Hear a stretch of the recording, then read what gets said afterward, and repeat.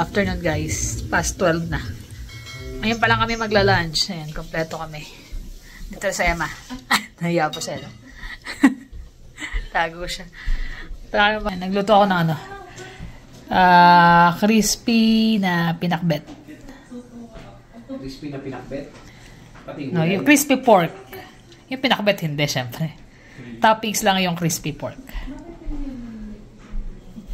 Malamang yung puro toppings na yung maubos yan. Sarap-sarap ng gulay eh. Ano, bagong bangon sa kama. Wala na suklay-suklay. Ito pa si Jermaine. Bah, nakadurag pa. Para daw hindi masira yung ano niya. Yung tirintas niya kasi hindi. Binayaran niya ng mahal yan eh. Kaya itong kutsartendor. Saya? Uber, binayaran niya? Wala nga eh. Social ng Uber niya eh. Hatid sundo siya eh. Uber mo sa Evergreen, 150 na. Adali ako eh. Kasi yung package eh. Inaantay kong package eh. Anong package? Secret. Oh. Parating na eh. Abay naman talaga dear. Kaya na. Buti na pala, di ko tinuloy yung ko sa Evergreen dapat yan. Hindi, bumalik din ako. Pag hatid ko kay Jermaine, umuwi ako. Ano ko yung package. Tapos sinundo ko siya. Parang nga akong Uber na Uber talaga kahapon. Kakapagod din pala maging Uber. Kaya tayo guys. Ayos ah. Sana lagi bagong gupit. No. Lamig ng ulo? Ba't natakpan mo yun? Oh? Eh, bagay nga sa'yo ganyan gupit kaysa yung ubod ng kapal. Nagmukha kang bata kaysa sana mukha ka ng tatay. Eh, patirintas ka kaya kay Jermaine. Ano yung dala-dala mo? Ay, ko yun. Nakapamili ka? Yan. Pagkatapos ng hapunan, eto na. Mga nagre-ready na kami ng... Para sa ano to? Sa Pasko. Dati kasi di ba wala siyang ganyan individual na balot. Ngayon lahat individual eh. Total, sila naman yung malakas kumain yan. Lalo na itong isang to. Pare-pareho naman eh. Paborito eh. Yan. Gagawa siya ng... Ano tawag dyan, der? Refrigerator cake. Refrigerator. Gray. Crema. Crema. Iba tawag crema. Pero dito yung crema talaga. Nagpasko na ba tayo yung ano ganito? Sarap yun yung mango niyan eh, no? Ah. Mango float ba yan? Ha? Kaso yung mango kasi dito maasim eh. Oo. Pero maganda rin yun kasi makakontrast niya yung tamis. Kaya pizza sa ginagamit ko.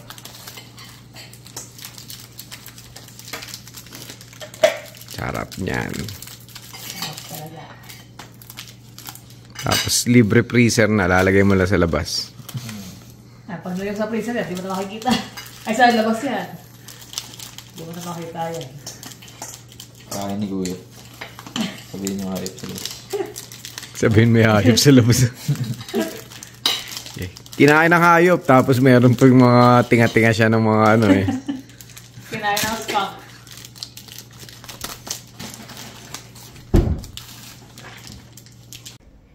Ayun, tapos na yung dessert namin. Ito para sa mismong Noche Buena. Tapos ito para sa pag nagutom bukas, pang dessert. Kasi for sure, hindi nang laman to yung ang 24 ng midnight. So nagawa na ako na separate. Paborito kasi ng lahat yan. Thank you po, sir. Salamat po ng marami. Maraming salamat po, sir. Maraming salamat. Marami. Marami ka. Thank you po. Pati sa foods. Pati po sa foods. Thank you po. Masaya at nabusog din si Mami. Yes po. Nanlalamang. Daming panty. Tuwan-tuwa po siya. Mami, thank you ka. Mi, thank you ka. Mami, mag-thank you ka muna. Thank you. Ba't parang galit? Ayun, napapakita niya po yung fits niya ngayon. Oh! Ang ganda. Sexy si Mami ngayon. Sir, happy si Mami. Oh, gigil pa daw, gigil pa daw. Ang ganda damit ni Mami, no? Maganda. Ano ka ba? Inikot-ikot ko na yung bayan. Naghilo ko nga kung bayan. Thank you.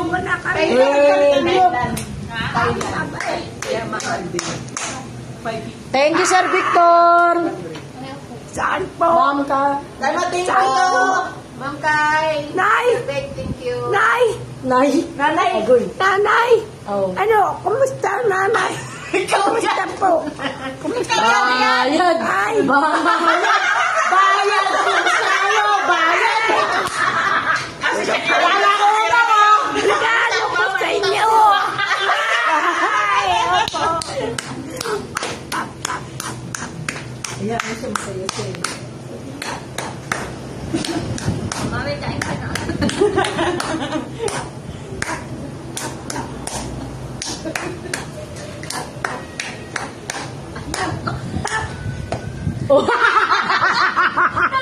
Lalobat. Oo, gusto ko sa'yo ng dalawa. Ay, isa. Dalawa! 23. The next day. Hello guys, ayan. Papunta kami sa sa Spruce Meadows. Dala ako ng bonnet, baka wala kasing hood tong jacket. Oh, mamaya na. Ginawa ako sanggol eh. Dadalhin ko lang just in case na. Yung bilog-bilog na bracelet mo, hindi mo nilagay. Mamaya makabati ka dun. Baka mausog. Sisimpay kita, niloloko mo ako. Ayun ako. Yan na, nakakuha na ni Jonas yung niya eh. Ganda. Yung Ray-Ban niya na may camera. Tingin. Ayan, bagay. Nakakiti siya, no? Tingin! Si Noy Noy.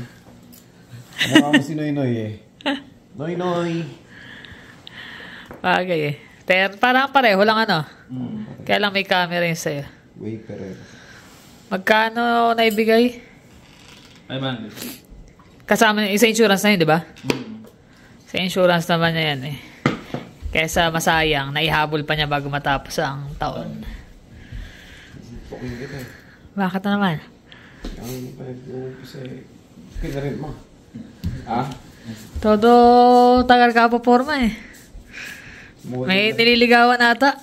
Model daw siya eh. Ikaw model ka din? Ayan, di namin lang kung matutuloy pa ba kami. Nakita niyo yung mga ilaw na yan. Dire-diretso na yan. Puro papunta lahat doon. Hindi Christmas light yan. Hindi Christmas light, tama. Parang hindi ata Layo pa naman din drive namin. 43 kilometers. Papasok ka ba? Uwi na. Tsagayin natin yan. Ha? Tsagayin natin. Yung sa EDSA ka na tsatsagay. Hindi, anong oras na? 9:20 pa lang. Kaya pala maluwag ang kalsada. Diyan lahat Ayan. Mama.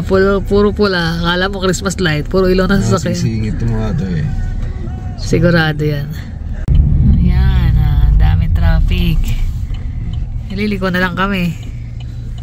Ba? Ayun pa Di pa pasok yan. Di pa Di pa, pasok yan. bungad pa lang yan. Dito lang tayo tumanaw. Kita mo na yung Christmas Lahat papunta doon. Actually, ganun din talaga yung itsura niyan eh. Yung loob niyan eh. Kaya nga eh. Tapos magdadrive ka lang. Kasi hindi ka na makapag-park sa loob. Ayun na. Ayun, yung puro Christmas light na yun. Ayun, bye! Continue for 800 meters. GPS pa. Aha, nauwi kami dito sa Dalarama. May bibili kasi ko. Liwanag pa ng ilaw sa loob. Buti na nga lang kamo, hindi kami tuloy. Kung di ba hanggang ngayon nakapila pa kami doon. Yeah, bang tinetesting niya yung kanyang salamin na may camera.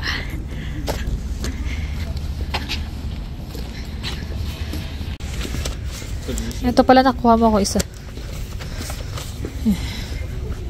Ito na? Pati nga nito. Parang mas maganda to. Parehas, mami. Mas pang maramihan na talaga. Pang prep. Bakit? Tutulog ka na? Tutulog ka na kasi sa sasakyan eh. Tati daddy mo. Kailan naman kailangan ako? Lagayan ng biko. Ano kailangan mo? kailangan mo? Pero, meron yan para sa Dicolor talaga. kaya Sa Dalarama, sa ano mo hanapin sa Superstore. nasa channel. Para sa ulo niya? Superstore, mahal sa Shoppers. Sa ulo. Para saan? Niloloko ka ni Kuya. Di ko lang. Hanap siya, yung labahan niya. Ba't ano yung jacket mo? Yung body loose eh. Ayaw matanggal eh. Tapos nalaban ka, nagkaroon ng dumi galing doon sa washing machine. Ay. Malamang sa ano yun, yung mga pang-uniforme ni daddy mo. Kailangan naman. Parang lupa. Kulay brown na ano. Kung saan saan naman doon sa... Pag puti lang kasi puti lang talaga ilalagay mo. Yung mga puti po. Pero pati lang. Saan si daddy mo? Dami. Cute naman ito. Okay. Ayan si daddy niya. Yun, nasa dulo.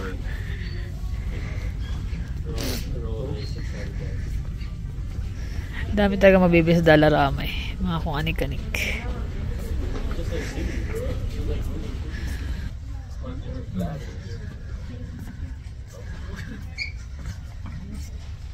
Dami na rin mga laruan dito sa Dalarama eh.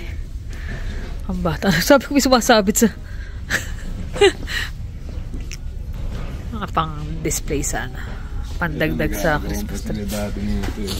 Alin? Meron na rin dito yan? Sobrang overstock. Noong unang labas na ng mall eh, no? Magkano dito? Sumura yan kumpara mo saan.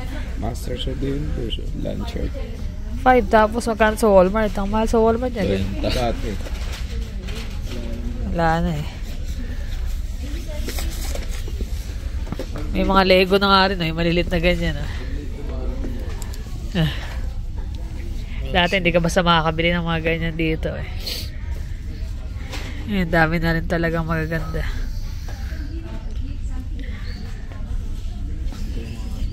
Ayan o. Sawi kami, sawi. Dapat kahapon eh, no? Plano namin sana kahapon. Pero malamang ganun din yun. Sigurado. Kasi weekdays ngayon, dapat wala rin eh. Monday eh. Pero lahat na gano eh. Puntahan eh. Okay lang. Bihis pa yung dalawa eh. Tara na. Pero ngayon lang nangyari yung ganyan kahaba. No? Dati Pangatlong punta na natin to supposed to be dapat. 2 beses na magkasunod.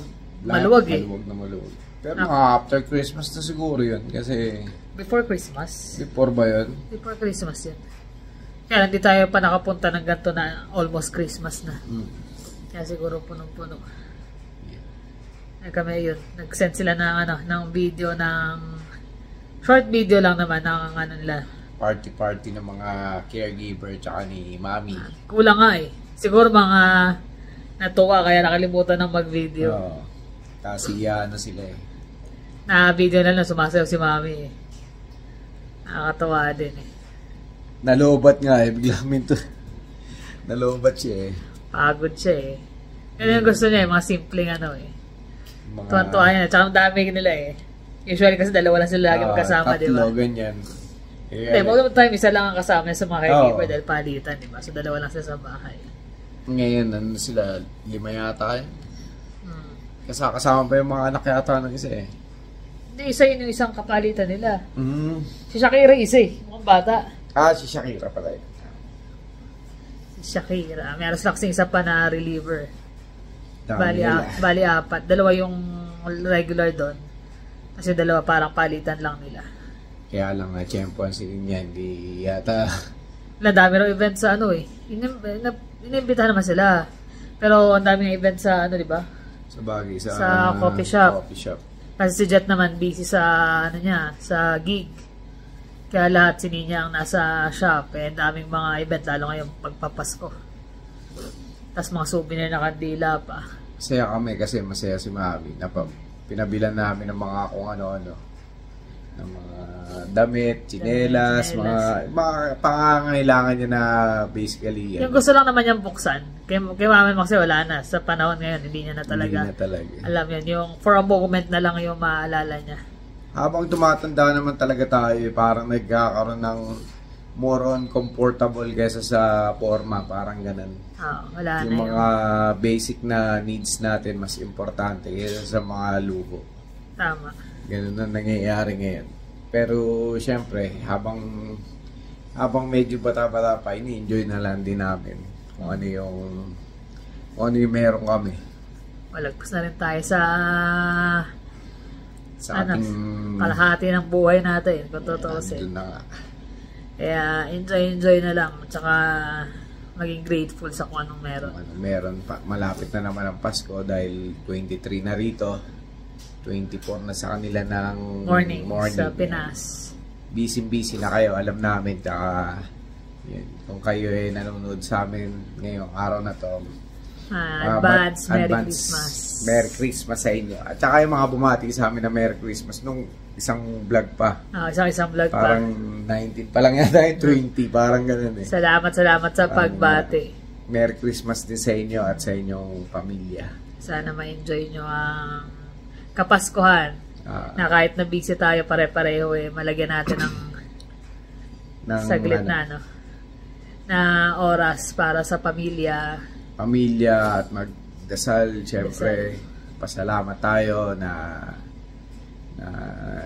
nabiyaya tayo ng mga anong meron tayo, siyempre. Na-celebrate natin yung yung Pasko sa kapiling yung pamilya, tsaka siyempre with the help of God yan, siyempre. Tsaka lalo yung mga nasa mga nasa abroad, na mga OFW na hindi kasamang pamilya. Sarangan ate ko, sabi niya, ang hirap nga daw dun sa kasi kumbaga, silang dalawa lang, tapos hindi naman talaga celebrate dun yung yun pa. Pasko. Parang, siyempre sa Middle East sila. So, sila, mag-celebrate sila dalawa lang, may pasok pa rin, parang ako may pasok. So, si Kuya Patrick at si ate lang ang nasa bahay. Simpleng handa, simpleng celebration. Hindi mo mapil siguro dun kasi dito. Hindi nga daw paglabas mo dun, walang Christmas light, wala man lang mga decorations. Lalo kung nag-iisa kahit wala kayong masamang pamilya. So, libangin na lang natin ang mga sarili sa panonood o kaya chat yung family na habang nag-celebrate sila. Yung kaligayahan naman natin na makita silang masaya na nabigyan mo ng kahit na simpleng regalo. Yun, nakapagpadala nga kami kahit konti para lang mabigyan ng mga mahal sa buhay. Both side ng family kahit pa nakapagpadala. So, habang na lang kami makachat sila, pero ako nga working ako pag nag-celebrate doon, siguro pa-play ko lang yung yung video. Kaya ako lang naka-open yung video call habang ako nagpe-prep para sa pagluluto. Usually naman mga bata, lalaki na ng mga anak namin, hindi naman na gaya ng maliliit sila na super excited silang yung mag-celebrate. Tsaka may mga malungkot din na balita dito sa nangyayari dito sa Canada na naman.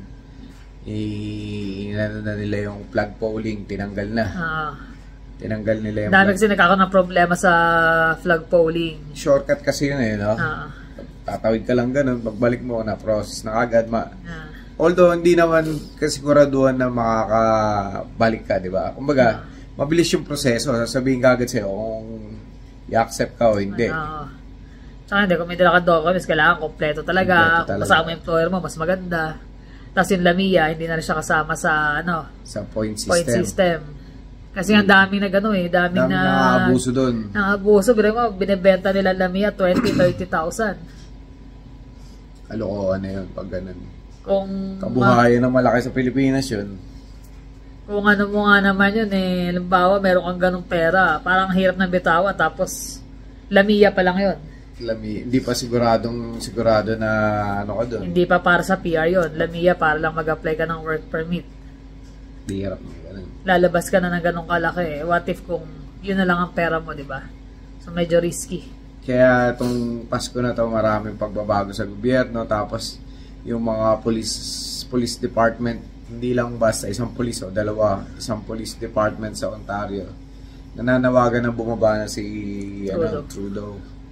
Dahil nga sa nakikita nila yung mga catch and release, may namatay na naman kasi police So, dumadami na yung crime rate, wala silang magawa kasi huliin nila, tapos magbe-bail lang. Wala na. Jewelry shop nga sa...